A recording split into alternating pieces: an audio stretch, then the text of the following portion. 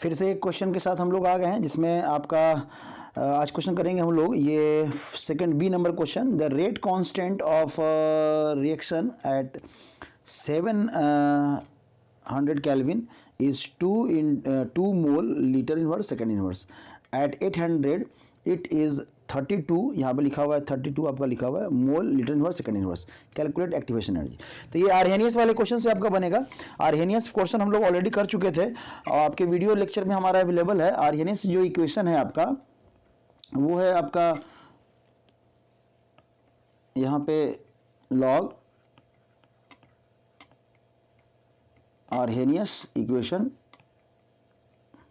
आप लोग जब पढ़े होंगे, वीडियो में देखे होंगे या फिर जहाँ से भी आप पढ़े होंगे, तो आपका log K2 बटा K1 is equal to activation energy upon 2.303 आपका R, और यहाँ पे 1 बटा T1 माइनस 1 बटा आप क्या लिखे T2। ये इक्वेशन है आपका आर्हेनियस का।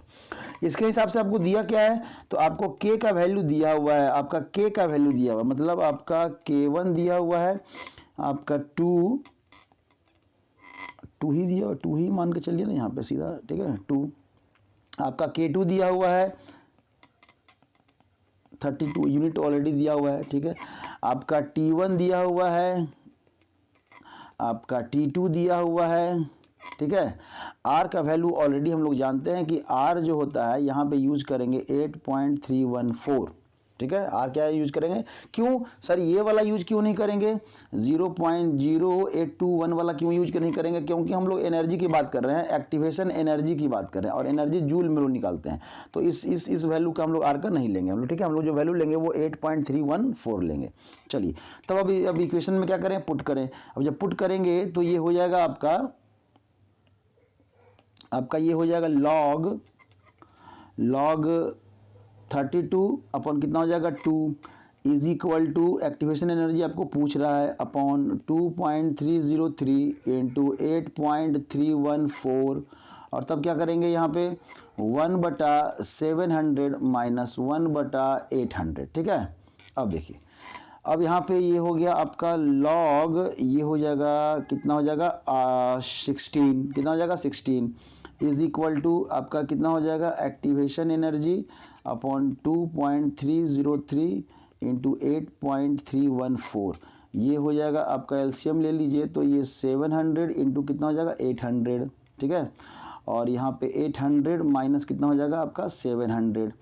तब यहाँ से है, इसको लिख सकते हैं log 2 का पावर 2 दूनी 4 दूनी 8 दूनी 16, 4 कर दीजिए, और activation energy upon 2.303 into 8.314 into नीचे में आपका आ गया 700 इंटू 800, ऊपर में आ गया 100, तो यहाँ से 2 जीरो आप कट कर दिए, ठीक है।